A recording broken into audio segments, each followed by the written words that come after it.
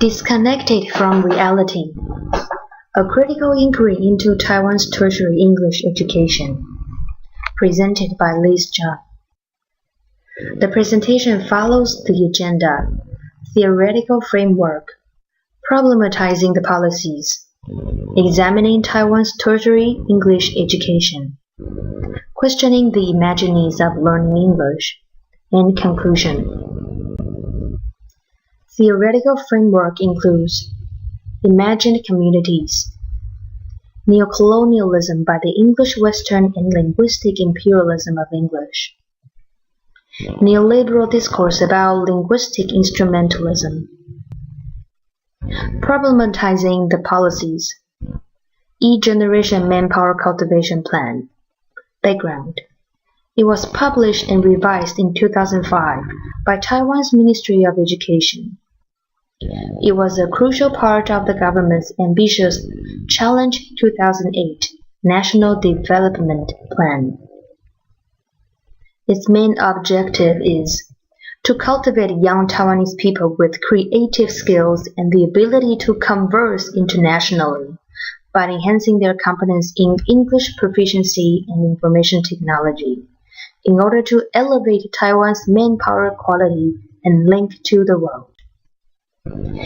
Its direction includes: the plan highlights the importance of English education, and the guideline is to develop an internationalized living environment, enhancing people's English proficiency.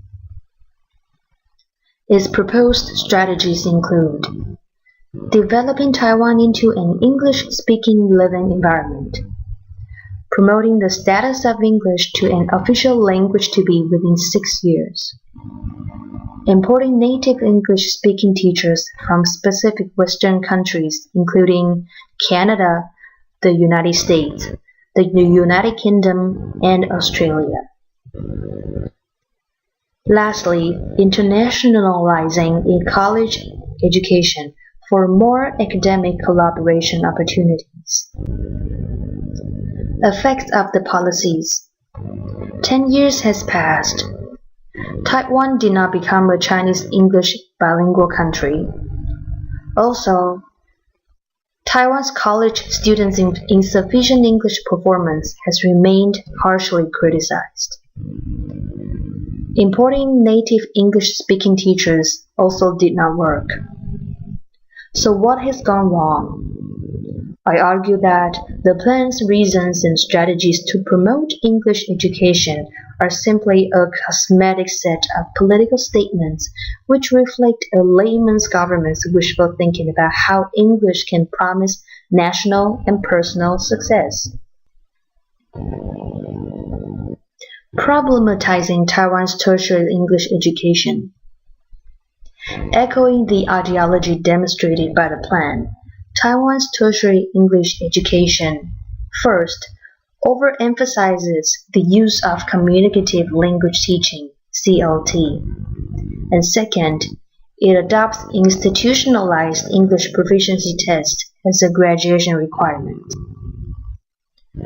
First, overemphasis on the use of CLT. CLT highlights the English-only approach in classrooms, role-playing, problem-solving, and the use of authentic materials. Many English courses offered in Taiwan's colleges and universities adopt CLT approach, focusing on learners' conversation ability, which is speaking and listening skills. It has been regarded and advertised in Taiwan as the most efficient method to foster students' English conversation ability. In Taiwan, the notion English conversation ability is ideologically linked to overall English proficiency and international competitiveness.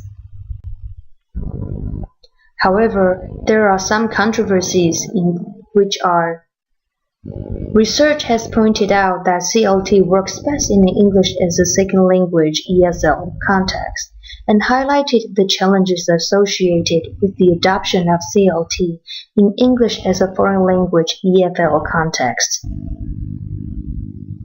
Also, CLT overemphasizes on mastering conversational English speaking and listening skills, which has failed to satisfy the domestic job market's demand of the skills to read and write in English. Such overemphasis has thus created a supply-demand disequilibrium in how English is being used in Taiwan. That most jobs in which English skills are applied actually require reading and writing skills, while speaking and listening skills are seldom needed. Second, using English proficiency tests as a graduation requirement. Common English proficiency tests taken as a graduation requirement in Taiwan's colleges and universities include GEPT, TOEFL, TOEIC, IELTS, CPE, CSEPT, and CEF. The controversies surrounding these issues are negative washback effect, which means the testing influences the way students are taught. These English proficiency tests are indirect criterion referenced rather than direct performance reference tests. They are not able to demonstrate students' true competence of using English in real life. Also, in order to graduate, students are trained either by familiarizing themselves with specific test questions or going to private cram schools to become test-taking machines who are better in taking exams than appropriately and confidently using English in real life. Lastly, it also decreases students' motivation about learning English. Questioning the imaginings of learning English. Problematize the practice resulting from such needs. First, there is a false link between English skills and international competitiveness on both the national and individual levels. Second, there is an overemphasis on learning life-oriented English, namely daily colloquial English speaking and listening skills. Third, there is superiorization of native English-speaking teachers employed from specific Western countries. Myth number 1. English skills guarantee international competitiveness on both the national and individual levels. The false rationale is English skills are made equivalent to the ability to converse internationally. There is a need to build an English-speaking living environment. There is a need to promote the status of English to an official language to be. To debunk such myth, English proficiency is not an indicator of a nation's international competitiveness. For example, simply compare a nation's TOEFL IPT score means versus its Global Competitiveness Index (GCI). The anxiety that we need to learn English in order to be more internationally competitive is a groundless fear. Myth number 2. It is important to learn life-oriented English. The false rationale behind it is overemphasis on learning everyday colloquial English speaking and listening skills. The English we learn and teach should be as relevant to learners' daily experience as possible so that we can incorporate English into our lives and hopefully one day build an English-speaking living environment. However, to debunk it, no Taiwanese people use English outside of school or workplace on a daily basis. So why building an English-speaking environment? Effectiveness of communicative language teaching in college English education needs reassessing. We should instead value reading and writing skills instead, which means reality. Myth number 3. Native English-speaking teachers will enhance the quality of EFL education in grades 1 to 9.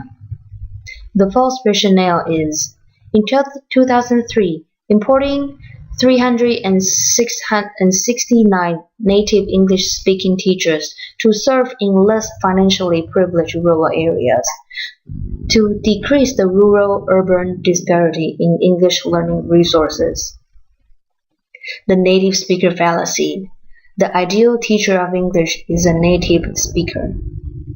To debunk it, NEST is not a solution for rural-urban disparity. Also, research has shown that in EFL context, non-native English-speaking teachers can just be equally good or more effective teachers than NEST, because they have been successful L2 learners and have the knowledge of both cultures and language. So my conclusion is, first, Taiwanese as a society holds a collective imagination toward the learning of English, which is usually a groundless anxiety. Second, the cultural domination by the English Western and the linguistic imperialism of the English language in EFL education have been blinded to the majority of Taiwanese people, and therefore it requires critical reflection. Third, the necessity and effectiveness of communicative language teaching approach in Taiwan's English education requires a critical examination, which is made available to the public. Number 4, colleges and universities should encourage their students to learn English through a variety of media and help them to understand how English is demanded in the job market, and be cautious about the influence of using English proficiency tests as a graduation requirement. Lastly, it is important for EFL learners to understand the true value of and their real needs and purposes of learning English. Thank you.